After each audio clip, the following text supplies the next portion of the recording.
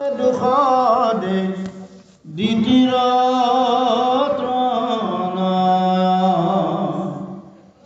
মোহৰ আগত কহি বাপন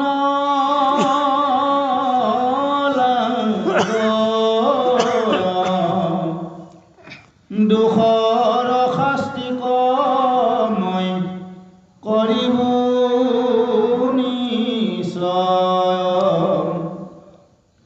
কিছু কাল মানে হবে দুখ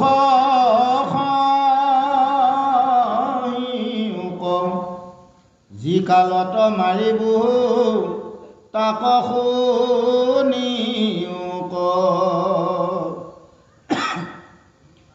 ৰাম দেৱ প্ৰিয় গুবেদ সাধু বিষয়ত আনে ধৰ্ম যত আছে সংসাৰত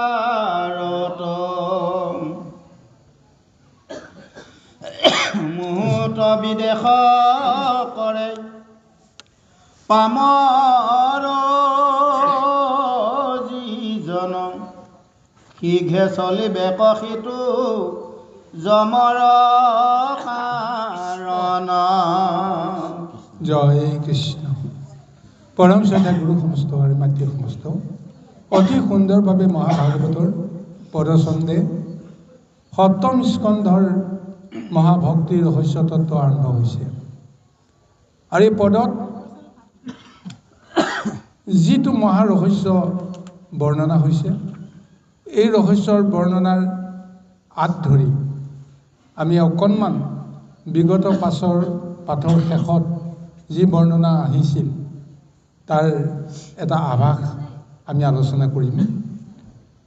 পদবন্ধে বা প্ৰসংগক্ৰমে এই আলোচনা কৰিলে অন্ততঃ আজিৰ পদৰ লগত সংগতি ৰাখিব পৰা যায়। যি কি নহওক, হিৰণ্যকশিপুৰ স্বৰ্গৰ ৰজা হ'ল। স্বৰ্গৰ ৰজা হোৱা মানে তিনি ত্ৰৈলোক্যৰ ৰজা হ'ল। আৰু তিনি ত্ৰৈলোক্যৰ ৰজা হৈ তেওঁ ক'ত নিবাস কৰিলে? তেওঁ পাতালৰ ৰজা হৈ তেওঁ মৰ্ত্যটো নাথাকি তেওঁ স্বৰ্গত তেওঁ বাহৰ পাতিলে। ইন্দ্ৰৰ সিংহাসনত বহি সেই স্বৰ্গৰ পৰাই সমস্ত জগত তিনি ত্ৰৈলোক্যৰ তেওঁ অধিকাৰ কৰিলে বা তিনি ত্ৰৈলোক্যক তেওঁ শাসন কৰিলে।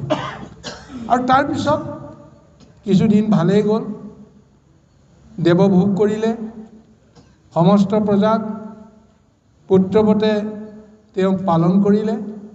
কিন্তু এটা চৰ্ত, সেইটো হৈছে যে তেওঁৰ নাম লৈহে তেওঁকে ঈশ্বৰ বুলি গণ্য কৰিলে।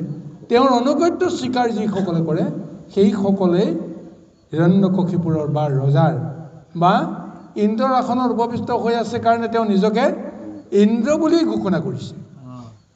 গতিকে সেইকাৰণে সেই সমস্তক তেওঁ দয়া কৰিছে, কৃপা কৰিছে। তাৰোপৰি যিসকল দেৱতা, সেইসকল দেৱতাৰ সমস্ত শক্তি তেওঁ যিহেতু আয়ত্ত কৰি ল'লে, সেই দেৱতাসকলেও তেওঁক সেৱা কৰিলে, শুশ্ৰূষা কৰিলে, উপায়ন্ত হৈ দাসত্ব স্বীকাৰ কৰি তেওঁৰ লগত থাকিবলৈ বাধ্য হ'ল।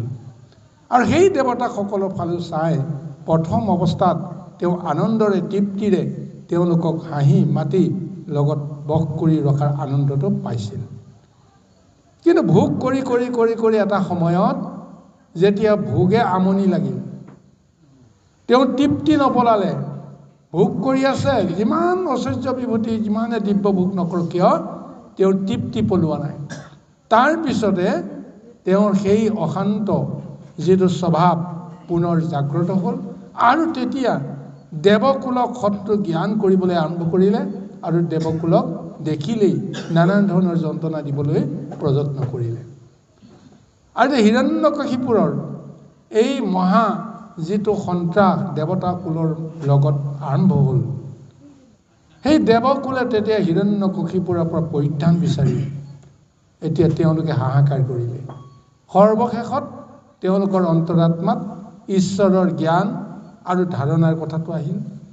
গতিকে অন্তৰ্যামী প্ৰভু ভগৱন্তক এতিয়া পূজা কৰিবৰ কাৰণে জাগা নাই, ঈশ্বৰৰ নাম ল'বৰ কাৰণে সুযোগ নাই, কাৰণ ঈশ্বৰৰ নাম ল'লে যদি হিৰণ্যকশিপুৰে শুনে, ঈশ্বৰৰ যাগ যজ্ঞ কৰিবলৈ যদি কোনো ঠাইত তেওঁলোকে এক মহা তীৰ্থ পাতিবলৈ যত্ন কৰে, হিৰণ্যকশিপুৰে গম পাব, গতিকে তেওঁলোকৰ ওপৰত আৰু শাস্তিৰ বিধান চুৰি যাব।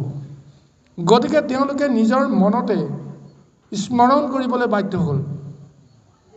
আৰু এনেকৈ সমস্ত দেৱতাই যেতিয়া ভগৱন্ত কৃষ্ণক স্মৰণ কৰিলে, অন্তৰ্যামী প্ৰভু ভগৱন্তে তেওঁলোকৰ মনৰ অৱস্থা বুজি পাই শেষত আকাশবাণী দিলে।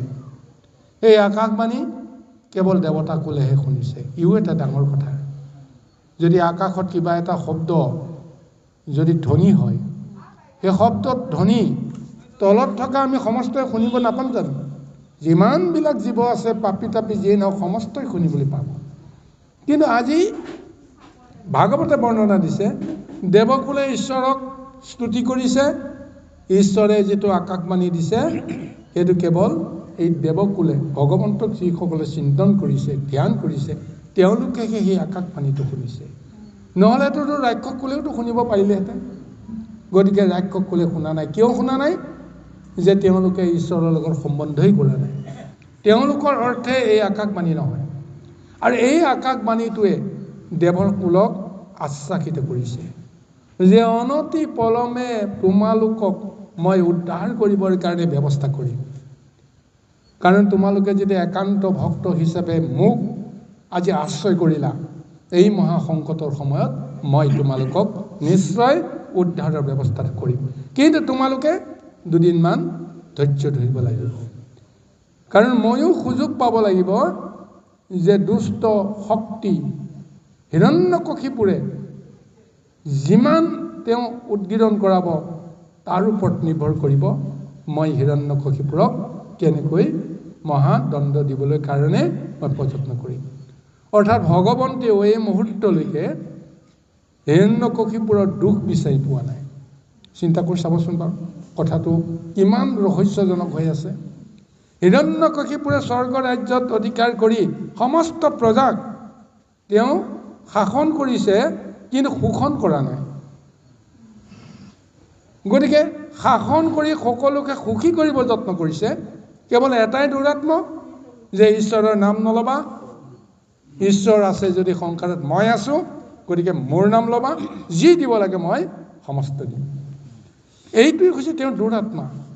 কিন্তু ইয়াতেই প্ৰভু ভগৱন্তে তেওঁক দোষী কৰিব পৰা নাই। এতিয়া এইকাৰণে দেৱকুলক কৈছে, তোমালোকে কিছুদিন ধৈৰ্য ধৰিবা। যিদিনাখনেই মনুষ্য কুলত বা ঋষি কুলত ভক্তসকলক যেনেকেই নহওক, যদি কিবা কাৰণত হিৰণ্যকশিপুৰে যদি অত্যাচাৰ কৰে, আক্ৰমণ কৰে, ভক্তদ্ৰোহী কৰ্মত তেওঁ যদি লিপ্ত হয়, তেতিয়া আৰু মই ৰৈ নাথাকিম। এতিয়া দেৱতাসকলৰ দোষী হৈছে, ভগৱন্তই তাত কোনো কাৰণতে চিন্তা কৰা, তেওঁ ব্যৱস্থা কৰা নাই, চিন্তা কৰা নাই। কাৰণ দেৱ আৰু অসুৰ দুইটাতো ভিন্ন চৰিত্ৰ। দেৱতাসকলে অসুৰক হিংসা কৰে, অসুৰ কুলে দেৱকুলক হিংসা কৰে। গতিকে এইটো এটা অলৌকিক কেতিয়াও কৰ্ম নহয়। গতিকে এইকাৰণে কৈছে, যদিহে মনুষ্য লোকত কোনোবা সাধু সন্ত ভক্তক, যিসকলে মোৰ নাম লয়, যিসকলে মোৰ কৰ্ম কৰে, সেইসকলক যদি কিবা কাৰণত হিৰণ্যকশিপুৰে অন্যায় আচৰণ কৰে, তেতিয়াহে মই সেই ভক্তসকলক উদ্ধাৰ কৰাৰ কাৰণতেই মই হিৰণ্যকশিপুৰৰ ওচৰলৈ যাম। আৰু তেতিয়াহে মই তোমালোকে যিটো ভয় কৰিছা, শংকা কৰিছা, সেইখিনিৰ পৰা মই মুক্ত কৰাম।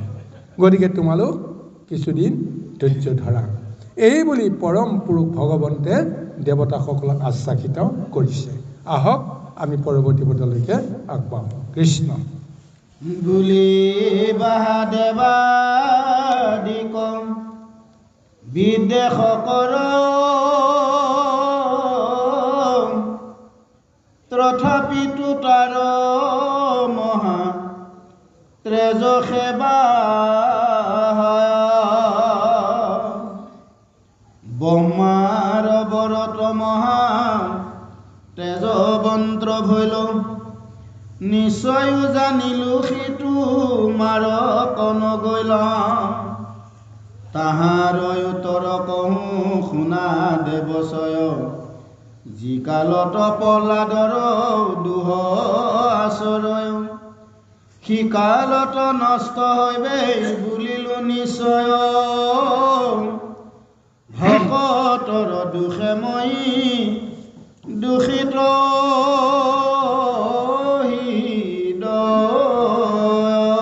জয় কৃষ্ণ। এতিয়া পুনৰ দেৱকুলক ভগৱন্তে আশ্বাসিত কৰিছে, হে দেৱগণ, তোমালোকে হয়তো ভাবিবা যে দেৱকুলক দৈত্য হিৰণ্যকশিপুৰে যিমানে বিদ্বেষ কৰিব সিমানে তেওঁৰ তেজ শক্তি বাঢ়ি বাঢ়ি গৈ থাকিব। গতিকে আমাৰ বিদ্বেষতো তেওঁৰ যিটো মহাবল শক্তি বাঢ়ি যাব, এইকণ যদি আপুনি ৰোধ নকৰে তেতিয়াহ'লে আমি কোন দিন তেওঁৰ সন্ত্ৰাসৰ পৰা মুক্ত হ'ম? ইয়াৰ উত্তৰত স্বয়ং প্ৰভু ভগৱন্তই পুনৰ কৈছে যে দেৱতাসকলৰ ভয় কৰাৰ কোনো কাৰণ নাই। কিয় নাই? যদিও ব্ৰহ্মাৰ বৰত বলৱন্ত হৈ তেজুবন্ত হৈ এক প্ৰকাৰ তেওঁ মৃত্যুক জিনি আছে, কোনো কাৰণতে তেওঁৰ স্বাভাৱিক মৃত্যু সম্ভৱ নহয়।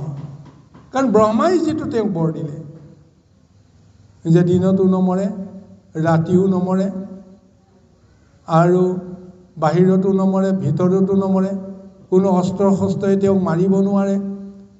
আজিলৈকে যিমানবিলাক জীৱ জন্ম হৈছে এই জীৱবিলাকৰ ভিতৰত কোনোৱে তেওঁক বধ কৰিব নোৱাৰে, ইত্যাদি ইত্যাদি নিষিদ্ধ এক বৰদান তেওঁ লাভ কৰি আছে আৰু তাতেই তেওঁ সন্তুষ্ট হৈছে যে মোক মাৰিবৰ কাৰণে এই জগতত আৰু কোনো নাই, মই সৰ্বশক্তিমান, মই অজেয়, মই অমৰ।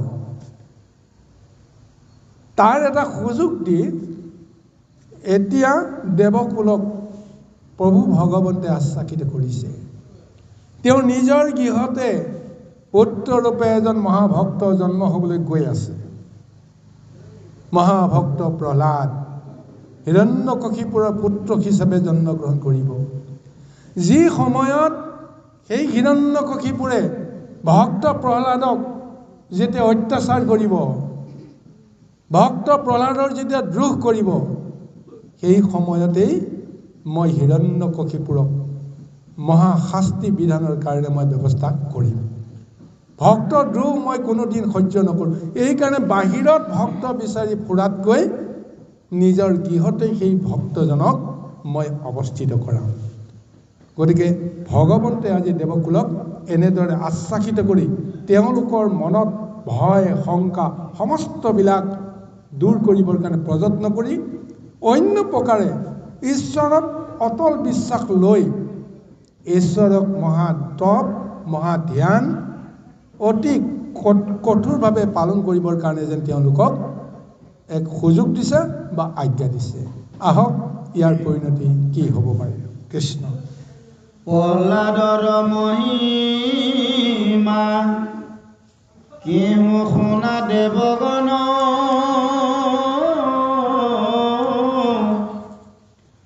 বৈৰ ভাৱ নাহি কেপ ৰমশান্ত্ৰ মন,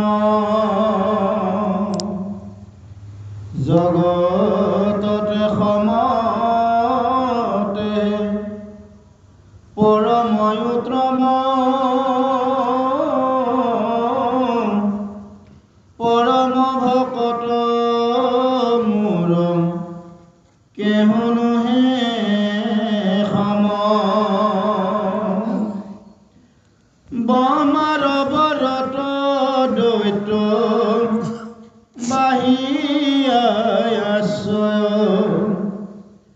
তথাপিতো তাক মই মাৰিব নিশ্চয়, এহি বাক্য বুলি লন্ত্ৰ প্ৰভু নাৰায়ণ, সকলে দেৱৰ পুৰ ভৈল কস্ত্ৰ,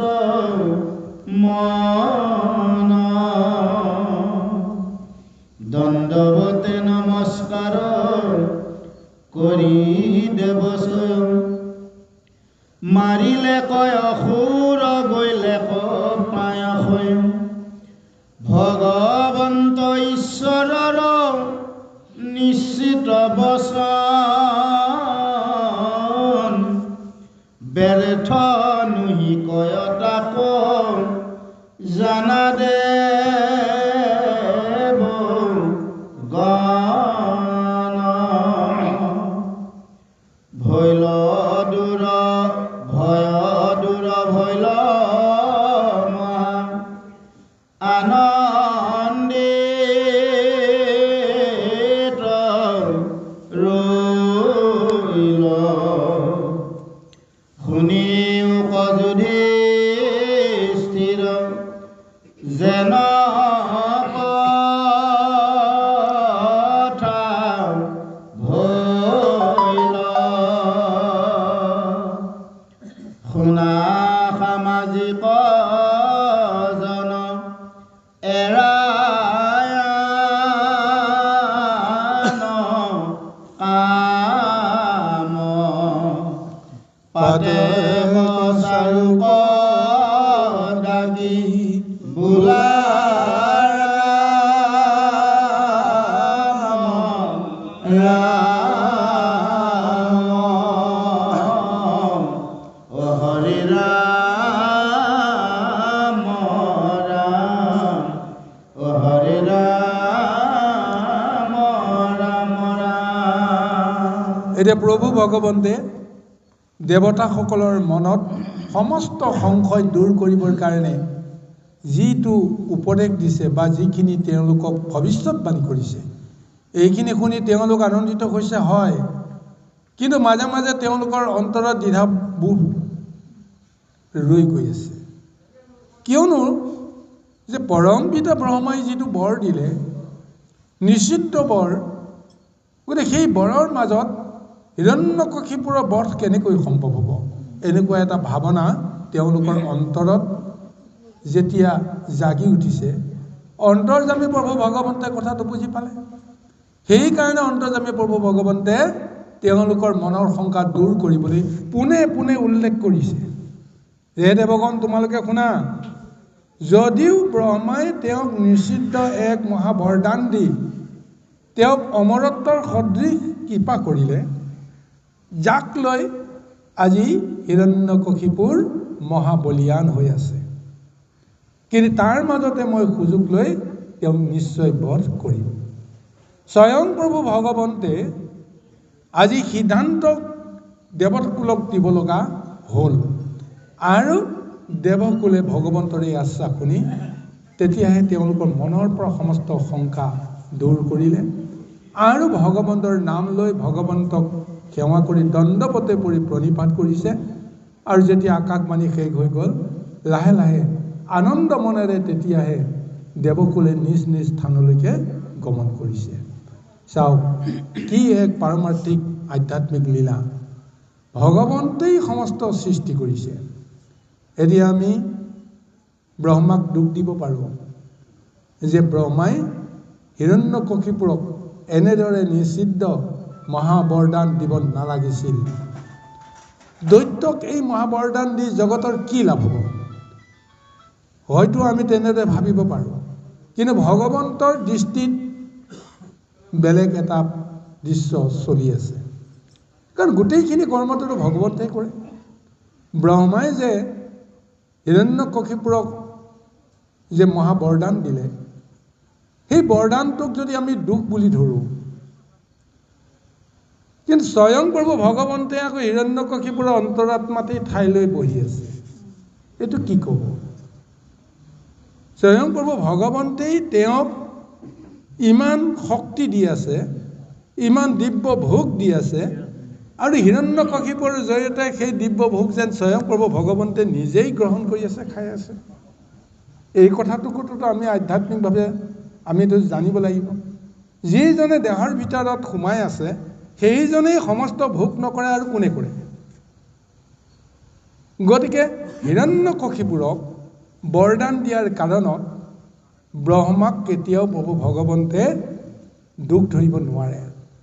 ভগৱন্তে ব্ৰহ্মাক এক প্ৰকাৰ তেওঁ চেতনাহে জগাই দিছে যে মোৰ কাৰ্য সিদ্ধিৰ কাৰণে তেওঁক অসম্ভৱৰ অসম্ভৱ মহা কৃপা কৰা আৰু সেই অসম্ভৱৰ সম্ভৱৰ মাজতেই মই মহালীলা কৰি জগতক দেখুৱাম যে ঈশ্বৰ কি, ঈশ্বৰে কৰিব নোৱাৰে কি, ঈশ্বৰৰ গতি ৰুদ্ধ কৰিব পৰা শক্তি কাৰ আছে। গতিকে লীলাৰ মাজেৰেহে মই সেইকণ সুযোগ সুবিধা পালেহে মই সেইকণ দেখুৱাব পাৰিম। গতিকে তেওঁ সৃষ্টিকৰ্তা ব্ৰহ্মাক এই পন্থলৈকে তেওঁ আগুৱাই দিছে। এয়া ৰহস্য কথা কেৱল ব্ৰহ্মাই জানে আৰু কৃষ্ণই জানে। আৰু এই বৰদান দিয়াৰ সময়তো বাৰে বাৰে ব্ৰহ্মাই সেই অন্তৰ্যামী প্ৰভু ভগৱন্তজনকে ধ্যান কৰিছিলে। হে প্ৰভু, এতিয়া তেওঁ যুগ যুগ ধৰি মোক তপস্যা কৰিলে, দেৱৰূপে বা গুৰুৰূপে, এতিয়াতো মইতো শিষ্যক মনোকামনা পূৰণৰ ক্ষেত্ৰত মইতো সহায় কৰিব লাগিব, কিন্তু অসম্ভৱক মই কেনেকৈ সম্ভৱ কৰাম। কিন্তু তেওঁ বিচৰাটো যদি মই নিদিওঁ তেতিয়াহ'লে মোৰ গুৰু ধৰ্ম নষ্ট হ'ব, পিতৃ ধৰ্ম নষ্ট হ'ব। গতিকে হে প্ৰভু, তোমাৰ ইচ্ছাত যি হয় হ'ব, মই মোৰ ধৰ্ম ৰক্ষা কৰিব লাগিব। সমস্তখিনি ঈশ্বৰক অৰ্পণ কৰাই ঈশ্বৰকে সাক্ষী কৰি যি বিচাৰিছে তেওঁ তাকেই দিছে। গতিকে ঈশ্বৰে তাক মানি ল'বলৈ বাধ্য। অৰ্থাৎ ঈশ্বৰৰ ইচ্ছাৰেহে এই সমস্ত কাৰ্য সাধন হৈছে। এতিয়া সেই ঈশ্বৰে দেৱকুলক নিজৰ মনৰ পৰা সেই ভয়টো নাশ কৰিবৰ কাৰণে স্পষ্টকৈ ভৱিষ্যতবাণী কৰি দিছে যে তেওঁৰ গৃহত তেওঁৰ পুত্ৰৰূপে এজন মহাবৈষ্ণৱৰ জন্ম হ'ব, ভক্তৰ জন্ম হ'ব, যিজনক বিদ্ৰোহ কৰিলে তেওঁৰ সেই দুখৰ পৰা কোনো কাৰণতে তেওঁ ৰেহাই নাপাব। গতিকে সেয়া হৈছে কৰ্মচিদ্ধ। সেই কৰ্মচিদ্ধৰ সুযোগ লৈ মই তোমালোকক ৰক্ষা কৰিম। গতিকে দেৱকুলে আনন্দ মনেৰে কৃষ্ণক বিশ্বাস কৰি কৃষ্ণকে ধ্যান কৰি তেওঁলোক গুচি আহিল। আহক গুৰু সমস্ত, এতিয়া ভক্ত প্ৰহ্লাদৰ জন্ম, এই মহা ৰহস্যজনক কাহিনী দুলৰী চন্দত আৰম্ভ হ'বলৈ গৈ আছে। আহক আমি পুনৰ ভাগৱতৰ মাজলৈ উভতি যাওঁ। কৃষ্ণ। প্ৰহ্লাদ চৰিত দৈতৰ পতিৰ মহাগুণে ধীৰ, চাৰি পুত্ৰ জাত ভৈল, পৰময় অদ্ভুত সৰ্বগুণে যুত, নাৰদ মুনি কৈলা, সবাৰ মধ্যতো অধিক গুণত, প্ৰহ্লাদ ভৈলে কয়াতি, বৈষ্ণৱ পতেন্দ্ৰ উপাসা কৰন্ত, সৰ্বগুণে দিনে ৰাতি, ব্ৰাহ্মণ সেৱক কৰাই অনুসৰণ, সদশীল গুণ যত, সমস্তে সম্পূৰ্ণ সৈতে বচন, সৰ্বসনে তাত ইন্দ্ৰিয় দমন কৰা সৰ্বসন, মনকো জিনিলা বীৰ, সমস্তে ভূতত প্ৰহ্লাদ কুমাৰ, ভৈল আত্মাবন্ত ধীৰ। জয় কৃষ্ণ, জয় কৃষ্ণ। পৰম শ্ৰদ্ধা গুৰু সমস্ত, এই যে ভক্ত প্ৰহ্লাদৰ এই মহা আখ্যান নাৰদৰ মুখেৰে বৰ্ণনা চলি আছে। ক'ত? যুধিষ্ঠিৰৰ আগত। যুধিষ্ঠিৰকে আদি কৰি পঞ্চ পাণ্ডৱ পাশা খেলৰ হাৰি সৰ্বস্ব হেৰুৱাই মুহূৰ্তৰ ভিতৰতে তেওঁ ভিক্ষাৰীত পৰিণত হ'ল আৰু লগতে তেওঁ নিজৰ পাশা খেলৰ চৰ্ত ৰক্ষা কৰিবলৈ গৈ ৰাজ্য ধনটোতো হেৰুৱালে। আনকি তেওঁ ৰাজ্যৰ পৰাও তেওঁ বাহিৰ হ'ব লগা হ'ল আৰু বনবাসী হ'ব লগা হৈ গ'ল। 12 বছৰ বনবাস আৰু 1 বছৰ অজ্ঞাতবাস। এই মহা দুৰ্যোগপূৰ্ণ জীৱনটো হঠাতে যুধিষ্ঠিৰে ল'ব লগা হোৱাত তেওঁৰ অন্তৰাত্মাই ইমান কান্দিবলৈ আৰম্ভ কৰিছে, ইমান অস্থিৰ হৈ গৈছে। এতিয়া সমস্ত দুখৰ দোষী যুধিষ্ঠিৰে নিজকে লোৱাৰ বাহিৰে আৰু বেলেগ উপায় নাই। দুদিনৰ আগতে কি হৈছিল? সসাগৰৰ পৃথিৱীৰ তেওঁ 61 সম্ৰাট আছিল। সমস্ত জগতৰ ৰজা সমস্তে মহা ৰজাসকলে পিতৃৰ দৰে তেওঁক সেৱা কৰিছিল। আৰু সেই ধৰ্মৰাজ যুধিষ্ঠিৰে এতিয়া তেওঁ সৰ্বশ্ৰান্ত হৈ এতিয়া বনবাসী হ'বলৈ যোৱাত বহুতেই যুধিষ্ঠিৰকেই দোষাৰোপ কৰিছে।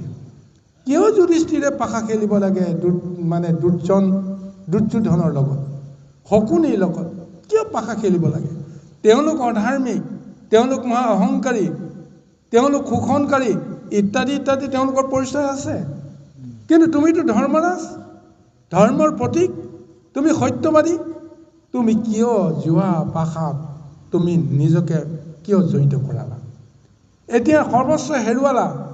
সৰ্বস্ব হেৰুৱা অকল তোমাৰ তাত যিটো তোমাৰ দুৰ্দশা হৈছে সেইটো নহয়, তোমাৰ লগতে তোমাৰ ভাইসকল, তোমাৰ লগতে তোমাৰ ভাৰ্যাৰ এই দুৰ্গতিটো হোৱাৰ কাৰণত আজি যুধিষ্ঠিৰক বহুতেই তেওঁক তিৰস্কাৰ কৰিছে আৰু বহুতে সেই পঞ্চ পাণ্ডৱৰ দুখত দোষী হৈ এতিয়া বনৰ মাজত প্ৰৱেশ কৰা প্ৰথম দিনাখনেই উৰ্ব ঋষিৰ আশ্ৰমত যেতিয়া উপস্থিত হৈছিল, তেতিয়াই সমস্ত ঋষি মুনিসকল আহি পঞ্চ পাণ্ডৱক দেখা দিছিল। আৰু লগতে নানা দেশৰ ৰজা মহাৰজাসকলে যিসকলে পঞ্চ পাণ্ডৱক আটাইতকৈ বেছি ভাল পাইছে, সেই সকলো আহি শেষবাৰৰ কাৰণে বনবাসৰ আগমুহূৰ্তত বা আগ সময়ত সেই পঞ্চ পাণ্ডৱক লগ কৰিবলৈ আহিছিল। ব্ৰহ্মাকে আদি কৰি দেৱতাসকল আহিছিল, স্বয়ং ভগৱন্ত বিষ্ণু আহিছিল, কৃষ্ণ গৈছিল, নাৰদো গৈছিল। যোনেই যেনেকৈ পাৰে ধৰ্মৰাজ যুধিষ্ঠিৰক বা পঞ্চ পাণ্ডৱক বুজাই বহাই এই 12 বছৰ আৰু 1 বছৰ অজ্ঞাতবাসৰ দীঘলীয়া সময়খিনিত কি ধৰ্ম আচৰণ কৰিব, মন বুদ্ধিক কেনেদৰে সুস্থিৰ কৰিব, নানা ধৰণৰ জ্ঞান তেওঁলোকে দান দিছিল। আৰু তাৰে অংশস্বৰূপে দেৱৰ্ষি নাৰদেও এটা মহা আখ্যান তেওঁক শুনাই তেওঁৰ আত্মবল বৃদ্ধি কৰিবৰ কাৰণে প্ৰযত্ন কৰিছিল। কাৰ আশ্ৰয়ত, কাৰ সাহসত তেওঁ এই কণ্টকপূৰ্ণ গোটেই বনবাসী জীৱনটোক ধন্য কৰিব, তাৰ কাৰণে এটা তেওঁক জ্ঞান দিছিল। এই জ্ঞানৰ দৰ্শনত যিটো কাহিনী কৈছিল, এই কাহিনীটো আন নহয়, দৈত্যকুলৰ কাহিনী, হিৰণ্যকশিপুৰৰ কাহিনী, হিৰণ্যকশিপুৰৰ পুত্ৰ প্ৰহ্লাদৰ কাহিনী।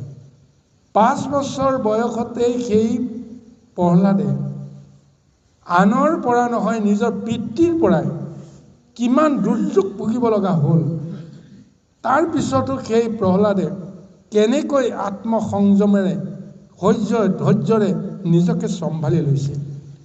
গতিকে তাৰ ফলত জগতত কি লাভ হৈছিল, এই সমস্ত দৰ্শন আজি নাৰদে যুধিষ্ঠিৰৰ আগত কৈ আছে। এতিয়া এই প্ৰহ্লাদ কেনেকৈ দৈত্যকুলত জন্ম হ'ল? জন্মৰ লগে লগে তেওঁৰ পৰিচয় হৈ গ'ল তেওঁ মহাবৈষ্ণৱ মহাভক্ত। কিন্তু দৈত্য কুলততো প্ৰথমতে জন্ম হৈ বৈষ্ণৱ হ'ব নোৱাৰে। কিন্তু সেই বৈষ্ণৱ ৰূপে প্ৰহ্লাদ আহিল কেনেকৈ, তাৰে এটা সাম্যক বৰ্ণনা এতিয়া পদৰ মাজেৰে দিছে। চমুকৈ বিষয়টো আৰম্ভ কৰিছে। ইয়াৰ পিছত তাৰ ৰহস্য বিষয়বিলাক নিশ্চয় আহিব। গতিকে পদৰ লগত সংগতি ৰাখি নাৰদে যিখিনি কথা থোৰতে কৈ গৈছে সেইখিনি কথাৰ সূত্ৰ ধৰি আমি ক'ব লাগিব যে হিৰণ্যকশিপুৰৰ 4জন পুত্ৰ জন্ম হৈছিল। 4জন পুত্ৰৰ ভিতৰত আটাইতকৈ যিজন কনিষ্ঠ, সেই কনিষ্ঠজনেই হৈছে প্ৰহ্লাদ। পৰম অদ্ভুত সৰ্বগুণতে যুত নাৰদ মুনিয়ে কৈলা, সবাৰে মধ্যত অধিক গুণত প্ৰহ্লাদ ভৈলেক আতি, বৈষ্ণৱক তেন্ত উপাসা কৰন্ত সৰ্বখনে দিনে ৰাতি। এই 4জন পুত্ৰৰ ভিতৰত কনিষ্ঠ পুত্ৰ প্ৰহ্লাদ সকলোতকৈ বোলে গুণৱান হৈছে আৰু সমস্ত বৈষ্ণৱক তেওঁ উপাসনা কৰে, তেওঁ সেৱা কৰে, দিনে ৰাতিয়ে সেই সকলৰ কথা চিন্তা কৰে আৰু প্ৰভু ভগৱন্তক তেওঁ সৰ্বখনতে মনত ৰাখে। ব্ৰাহ্মণসকলক অনুক্ষণে তেওঁ সেৱা কৰে, সৎকাৰ কৰে আৰু বাক্য বচনত তেওঁ সততে বিনয়ী। নিজৰ দেহৰ ভিতৰত থকা যিমানবিলাক আসুৰিক শক্তি সমস্ত ইন্দ্ৰিয়ক তেওঁ বোলে বশ কৰিব পাৰিছিল, যাৰ ফলত সমস্ত ভূততে প্ৰহ্লাদ কুমাৰ হৈলন্তত আত্মবন্ত বিধি।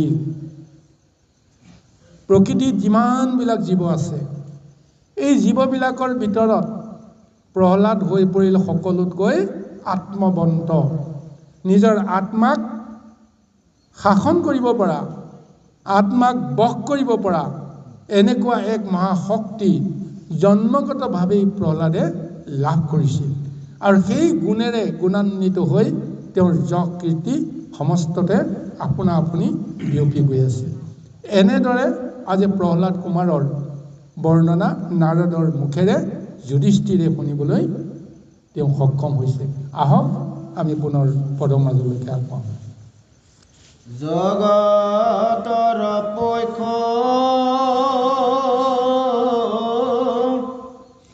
সুহৃদ পৰম বিষম নাহিকে মতে দাস প্ৰায় যেন কৰন্ত্ৰ সেৱন শ্ৰেষ্ঠৰ চৰণে ৰতি পুত্ৰৰ সমান দূষিত বৎসল কৰন্ত্ৰ দয়ামনত সমান জনক স্নেহ কৰন্ত আপোন ভাতৃৰ মত গুৰুসকলত ভকতি কৰন্ত্ৰ ঈশ্বৰ সদৃশ কৰি বিদ্যা অৰ্থ জন্ম আনুনা কৰ্ম গৰ্ব নাহি ভজা হৰি মহাদুষয় ত্ৰাতু মহাশয় উদবেগ বুদ্ধি নাই বিষয় সুখত নুহি কন্তৰত নকৰা বাঞ্ছা সদা। জয় এতিয়া পুনৰ প্ৰহ্লাদৰ বিষয়ে নাৰদে যুধিষ্ঠিৰৰ আগত কৈছে যে জগতৰ পক্ষ সুহৃদ পৰম বিষম নাহিকে মতি দাস প্ৰায় যেন কৰন্ত সেৱন শ্ৰেষ্ঠৰ চৰণে ৰতি। প্ৰহ্লাদৰ যিটো আচৰণ, সেই আচৰণৰ প্ৰকাশ হৈছে তেওঁ সমস্ত জগতৰ পক্ষতেই তেওঁ আছে, অৰ্থাৎ সমস্ত জীৱৰ পক্ষত তেওঁ আছে।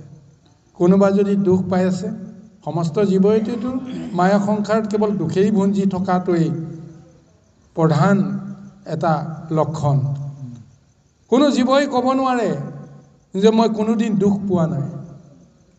সমস্ত জীৱই কিবা নহয় কিবা প্ৰকাৰে দুখ পাই আছে, আৰু সেই দুখ কেনেকৈ নিবাৰণ কৰিব পাৰিব, তাৰ কাৰণত প্ৰহ্লাদে সমস্ত জীৱৰ পক্ষত তেওঁ যেন আচৰণ কৰি আছে। আৰু সেইকাৰণে তেওঁ কি কৰিছে যে সকলোকে দয়া কৰিছে, মৰম কৰিছে। তাৰোপৰি কি হৈছে, শ্ৰেষ্ঠজনক, তেওঁতকৈ যিসকল বয়সত শ্ৰেষ্ঠ, জ্ঞান বুদ্ধিৰ কথাটো বেলেগ কথা, কাৰ অন্তৰত কিমান জ্ঞান আছে তাৰ মূল্যাংকন কোনে কৰিব। কিন্তু সাধাৰণ এটা দৃষ্টিৰে বয়সত যিজন শ্ৰেষ্ঠ, সেইজনকেই আমি গুৰু মানিম, সেইজনকে আমি পিতৃ মানিম, তেওঁৰ চৰণ আমি সেৱা কৰিম। এইটো হৈছে আমাৰ স্বাভাৱিক এটা ধৰ্ম, যিটো ধৰ্ম আজি প্ৰহ্লাদে নিজে নিজে আচৰণ কৰিছিল।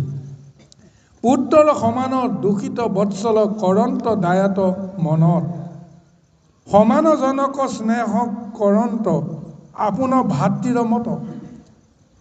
যিসকল অত্যন্ত দুখত দূষিত হৈ আছে, সেইসকলৰ প্ৰতি তেওঁ ভকত বৎসল, পুত্ৰ বৎসল এটা ধাৰণা লৈছে। অৰ্থাৎ পিতৃয়ে কোনো কাৰণতে নিজৰ সন্তানক দুখত মজি থকাটো নিবিচাৰে। পুত্ৰৰ দুখ নাইকিয়া কৰিবৰ কাৰণে পিতৃপুৰুষে সদায় কামনা কৰে। তদ্ৰুপ ঠিক তেনেকৈ প্ৰহ্লাদৰ দৃষ্টিত দেখিছে, যিসকলে দুখত তেওঁলোকে হাবাথুৰি খাই আছে, হাহাকাৰ কৰি আছে, তেওঁলোকক পুত্ৰ বৎসলেৰে তেওঁলোকৰ মনৰ পৰা দুখবিলাক নাইকিয়া কৰিবলৈ কাৰণে তেওঁ প্ৰযত্ন কৰে। আৰু লগতে কৈছে যে যিসকল সমান, বয়সত যিসকল সমান, তেওঁলোকক নিজৰ আপোন ভাতৃৰ দৰে, সহোদৰ ভাতৃৰ দৰে তেওঁলোকক চেনেহ কৰিবলৈ আৰম্ভ কৰিছে। গুৰুসকলক তেওঁ ঈশ্বৰ সদৃশ জ্ঞান কৰিছে, জ্ঞান কৰি তেওঁলোকৰ পদচৰণ লৈ তেওঁলোকক সেৱা কৰিছে। বিদ্যা অৰ্থ জন্ম আনো নানা কৰ্ম গৰ্ব নাহি ভজা হৰি। তেওঁ বিদ্যা আহৰণ কৰিবলৈও যাওঁতে কোনো কাৰণতে তেওঁ গৰ্ব কৰা নাই, অহংকাৰ কৰা নাই। যিখিনি বিদ্যা তেওঁ অল্পতে শিকিব পাৰিছে, যিখিনি বিদ্যা শিকিবৰ কাৰণে কাৰোবাক হয়তো বছৰ বছৰ প্ৰয়োজন হৈছে, তথাপিও তেওঁলোকে বুজি পোৱা নাই, মুহূৰ্তৰ ভিতৰতে সেইখিনি প্ৰহ্লাদে আয়ত্ত কৰি তেওঁ নিজকে গৰ্বিত হোৱা নাই, নিজকে অহংকাৰ কৰা নাই যে মোৰ সমান জ্ঞানী নাই, মোৰ সমান বুদ্ধিয়ক নাই, মোৰ সমান পণ্ডিত নাই, এনেকুৱা জ্ঞান আৰু ধাৰণা তেওঁৰ নাই। লগতে আৰু কৈছে, মহাদুখ ছয় তাতো মহাশয় উদ্বেগ বুদ্ধি নাই। মহাদুখ যেতিয়া তেওঁৰ জীৱনলৈ আহে, তথাপিও তেওঁ ভয় আৰু উদ্বেগ নাই। কোনোবা শত্ৰু বুদ্ধিয়ে যদি তেওঁক তিৰস্কাৰ কৰে, তেতিয়াও তেওঁৰ মনত কোনো ধৰণৰ বুদ্ধিত বিকাৰ নাথাকে। বিষয়ৰ সুখৰ কথা কোনোদিন তেওঁ নাভাবে, কোনোদিন কামনাই নকৰে যে মই ভোগ কৰিব লাগিব, মোৰ ভাল বস্তু এটা মোৰ খাবলৈ মোৰ হেঁপাহ আছে, দধি দুগ্ধ ঘৃত মধুকে আদি কৰি অমৃত ভোজনৰ বাঞ্ছা কাৰোবাৰ আছে।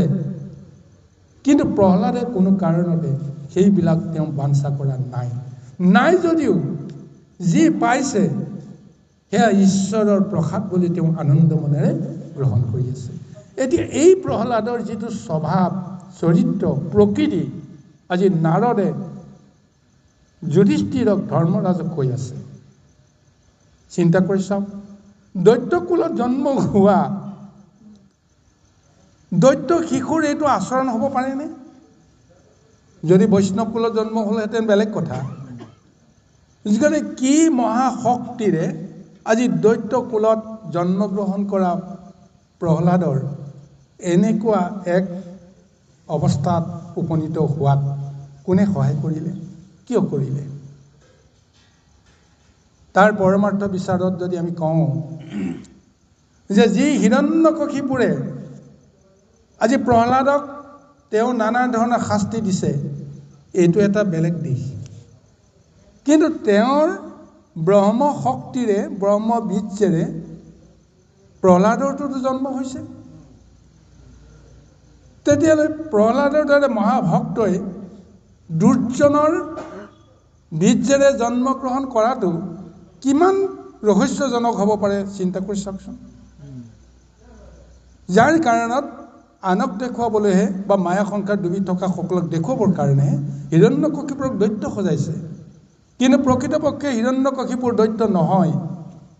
তাৰ প্ৰমাণটো ভগৱন্তে আধ্যাত্মিকত দি আছে, বুজাসকলে বুজিছে।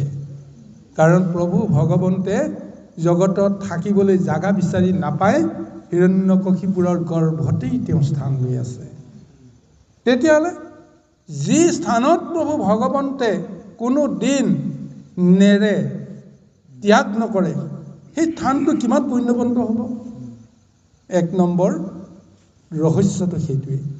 গতিকে ভগৱন্তৰ শক্তিত, ভগৱন্তৰ যিটো মহিমাত আজি এই সমস্ত লীলাবিলাক হৈ আছে। গতিকে যিজনে ঈশ্বৰক ধাৰণ কৰি লৈ ফুৰিব পাৰে, সেইজনে নাজানিব পাৰে, কিন্তু তেওঁ ঈশ্বৰৰ নাম কোনোদিন ত্যাগ কৰা নাই। সি শত্ৰু বুদ্ধিয়েই হওক বা ভক্তি বুদ্ধিতেই হওক, যিয়ে ঈশ্বৰৰ নাম অনুক্ষণেও ত্যাগ নকৰে, সেইজনকে প্ৰভু ভগৱন্তে একান্ত ভক্ত বুলি জ্ঞান কৰে। গতিকে ভগৱন্তৰ দৃষ্টিত হিৰণ্যকশিপুৰ কিমান এক মহাভক্ত, ভক্তৰ পুত্ৰহে ভক্ত হ'ব পাৰে। গতিকে এটা দিশ হৈছে সেইটো। আৰু লৌকিকত এটা দিশ জগতক দেখুৱাবৰ কাৰণে তেওঁ সেই দিশটোৰ আশ্ৰয় কৰি এতিয়া তাৎক্ষণিকভাৱে প্ৰহ্লাদৰ জন্মৰ ব্যৱস্থাটোত যে ভক্তৰ মনতহে, ভক্তৰ হৃদয়তহে ভগৱন্তে এনেদৰে এক মহাভক্তৰ অৱস্থান দিয়ে, তাৰ প্ৰমাণ যিদিনাখন তেওঁ মনতে শংকা কৰিলে যে যদিও মই ঈশ্বৰ নাই বুলি ভাবি আছোঁ, কিন্তু এই দেৱতাসকলে তেওঁলোকৰ সংশয় হৈ আছে যে ঈশ্বৰ এদিন হ'লেও আহিব, তেওঁলোকে মোৰ পৰা মুক্ত হ'ব। ঋষিমুনিসকলে যে মাজে মাজে মই ক'ব নোৱাৰাকৈ ধ্যান কৰিবলৈ প্ৰযত্ন কৰে, মই ধৰি বান্ধি আনি পেলাই যে তেওঁলোকক যে মই ঘোৰতৰ শাস্তি দিওঁ, তেওঁলোকে ধ্যান কৰাৰ কাৰণত এতিয়া তেওঁ মনত সন্দেহ হৈছে, মই ঈশ্বৰ নাই বুলি ভাবিছোঁ, কিন্তু ক'ৰবাত নহয় ক'ৰবাত হয়তো থাকিবও পাৰে। কাৰণ বিষ্ণুৰ মায়া বুজা টান। গতিকে সেই বিষ্ণু যদি কেতিয়াবা যদি আহি যায়, ব্ৰহ্মাৰ বৰ নহ'লে, কৃপা নহ'লে, পৰম পিতাৰ কৃপা নহ'লে মইতো ৰক্ষা নপৰিম।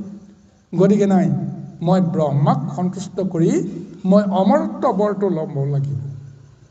যদি মই অমৰত্ব বৰটো ল'ব পাৰোঁ, তেতিয়া বিষ্ণু আহিলেও মোৰ চিন্তা কৰিব লগা নাই, কাৰণ মাৰিবই নোৱাৰে যেতিয়া।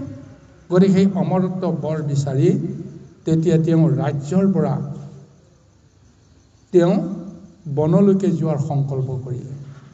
যিদিনাখন তেওঁ ভাৰ্যাক কয়াধুক এই সংকল্পটো জনাই দিলে যে মহাৰাণী, যে কাইলৈৰ পৰা মই এই নগৰত নাথাকিম, মই ব্ৰহ্মাক তপস্যা কৰিবৰ কাৰণে যাম। কিমান দিন হয় ক'ব নোৱাৰোঁ, যেতিয়ালৈকে ব্ৰহ্মাই সন্তুষ্ট নহয় তেতিয়ালৈকে মই তপ কৰি থাকিম, কিমান যুগ হ'ব তাৰো কোনো ঠিক নাই, গতিকে তুমি মোক বিদায় দিয়া। আৰু সিদিনাখনেই ধৰ্মপ্ৰাণা ভক্তিপ্ৰাণা নাৰী কয়াধুৱে তেতিয়া এটা বিশেষ সুযোগ এটা ল'লে।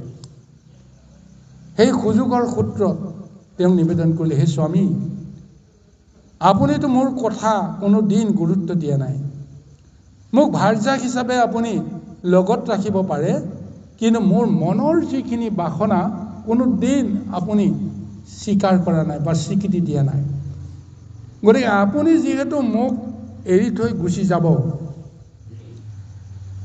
গতিকে ইমান দিনে মই আপোনাৰ মতে চলিলোঁ, কিন্তু আপুনি যদি কৃপা কৰে আজি ৰাতিটো আপুনি মোৰ মতে চলিব লাগিব। কওক আপুনি আজি মোক সংগ দিব নে নিদিয়ে? তেতিয়া হিৰণ্যকশিপুৰ বাধ্যত পৰি গ'ল। হয়, এগৰাকী ধৰ্মপত্নী বুলি তেওঁ স্বীকাৰ কৰিছে কয়াধুক, আৰু সেই কয়াধুৱে যদি তেওঁক মনৰ খোলোচাৰে যদি বিদায় নিদিয়ে, তেওঁক যদি আগুৱাই নিদিয়ে, তেতিয়াহ'লে তেওঁৰ কৰ্ম কেতিয়াও সাধন হোৱাটো সম্ভৱ নহয়। এয়া হৈছে সাংসাৰিক এটা ব্যৱস্থা। যদি কিবা এটা শুভ কাৰ্যৰ কাৰণে মই গৃহৰ পৰা ওলাই যাব লাগিব, তেতিয়া নিজৰ ভাৰ্যাগৰাকীয়ে, যি ভাৰ্যাই তোমাক সদায় সেৱা কৰে, চৰণ সেৱা কৰে, তোমাৰ কল্যাণৰ কথা সদায় চিন্তা কৰে, সেই গৰাকীয়ে যদি তোমাক আনন্দ মনেৰে গৃহৰ পৰা বিদায় নিদিয়ে, তেতিয়াহ'লে তোমাৰ কাৰ্য কেতিয়াও সাধন নহ'ব। গতিকে সিদিনাখন হিৰণ্যকশিপুৰে বাধ্যত পৰি তেওঁ সন্মত হ'ল, হ'ব দিয়া, ইমান দিন যিহেতু মই তোমাৰ কথা নুশুনিলোঁ, কালি তুমি যদি হাঁহি মুখে মোক বিদায় নিদিয়া, তেতিয়াহ'লেতো মই গৃহ ত্যাগ কৰি তপ কৰিবলৈ যোৱাৰ কোনো অৰ্থ নাথাকে।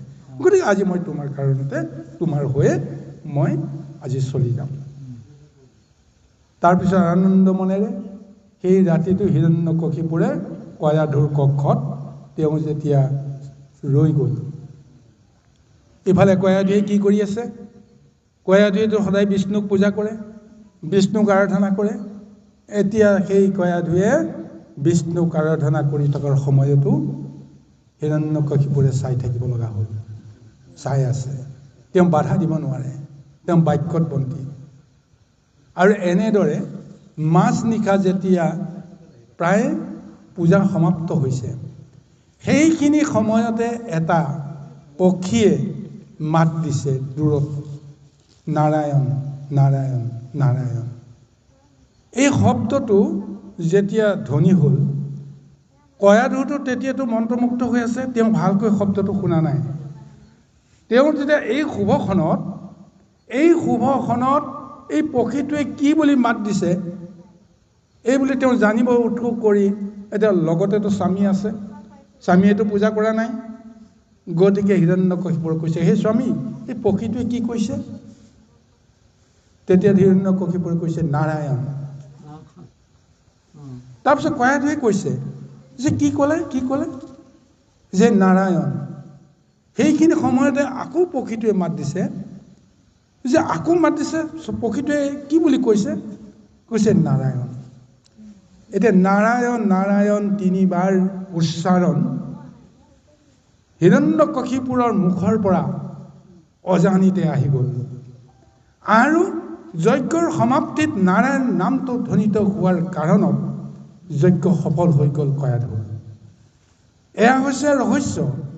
আৰু তাৰ পিছতে কয়াধুৱে কৈছে যে হে স্বামী, আপুনিতো মোৰ ওচৰৰ পৰা গুচি যাব, ইমান দিনে মই আপোনাৰ সংগ পাবৰ কাৰণে মই ব্যাকুল হৈ আছোঁ। গতিকে মোৰ মনৰ বাঞ্ছাটো আপুনি পূৰণ কৰক, আপুনি মোক সংগ সুখ প্ৰদান কৰক। এতিয়া উপায়ন্তৰ হৈ তেওঁ কথাটো ৰাখিব লাগিব। গতিকে সেইদিনাখন বিষ্ণুৰ যজ্ঞ কয়াধুৱে কৰিলে, আৰু সেই বিষ্ণু যজ্ঞ কয়াধুৰ লগতে অজানিতে হিৰণ্যকশিপুৰো কৰি পালে। যজ্ঞৰ সময়ত সেই নাৰায়ণ নামটো সেই হিৰণ্যকশিপুৰো ল'বলৈ বাধ্য হৈ গ'ল। আৰু সেই নাৰায়ণক ধ্যান কৰিয়ে, নাৰায়ণক ধ্যান কৰা নহয়, কয়াধুৱে ধ্যান কৰি আছে, কিন্তু এই হিৰণ্যকশিপুৰে ভাবি আছে, মই নাৰায়ণ নামটো মই কিয় কাঢ়িলোঁ? এই ভাৱনাটো লৈ যেতিয়া কয়াধুৰ লগত এই সংগ সুখত যেতিয়া তেওঁ মত্ত হ'ল, ভগৱন্তৰ ইচ্ছা, তাতেই মহাব্ৰহ্ম শক্তিত প্ৰহ্লাদৰ জন্মৰ ৰহস্যত এনেদৰে গোটেই দৃশ্যবিলাক সাঙুৰ খাই গ'ল। গতিকে হিৰণ্যকশিপুৰ গুচি গ'ল, তেওঁতো নাজানে। গতিকে হিৰণ্যকশিপুৰৰ ব্ৰহ্মবীৰ্যত নাৰায়ণ মন্ত্ৰ উচ্চাৰিত হৈ আছে কয়াধুৰ দৰে ভক্তিপ্ৰাণা এগৰাকী নাৰীৰ কাৰণে। আৰু প্ৰভু ভগৱন্তৰ কৃপা, সেই কৃপাত তেওঁ নিজেই অন্তৰাত্মাত হিৰণ্যকশিপুৰক এনেদৰে চেতনা জগাই দি আজি বিষ্ণু পূজা সম্পন্ন কৰিবৰ কাৰণে বাধ্য কৰালে, যাৰ ফলত মহাভক্ত প্ৰহ্লাদৰ জন্ম হ'ল।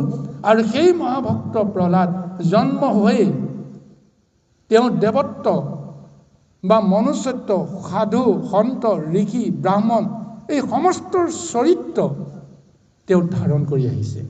যে জন্মগতভাৱে তেওঁ পৰিচয় হ'ব পাৰে দৈত্যৰ সন্তান, কিন্তু প্ৰকৃততে তেওঁ আধ্যাত্মিকত বা পাৰমাৰ্থিকত তেওঁ দৈত্য সন্তান নহয়। শ্ৰেষ্ঠৰো শ্ৰেষ্ঠ মহা শুভ শক্তিক লৈ তেওঁ এইখন সংসাৰলৈ আহিছে। আৰু সেই শক্তিৰ আধাৰত তেওঁ আজি সমস্ত গুণৰ অধিকাৰী হৈছে। এইখিনি তত্ত্ব এতিয়া ভাগৱতে আমাক প্ৰদান কৰি গৈ আছে। কৃষ্ণ।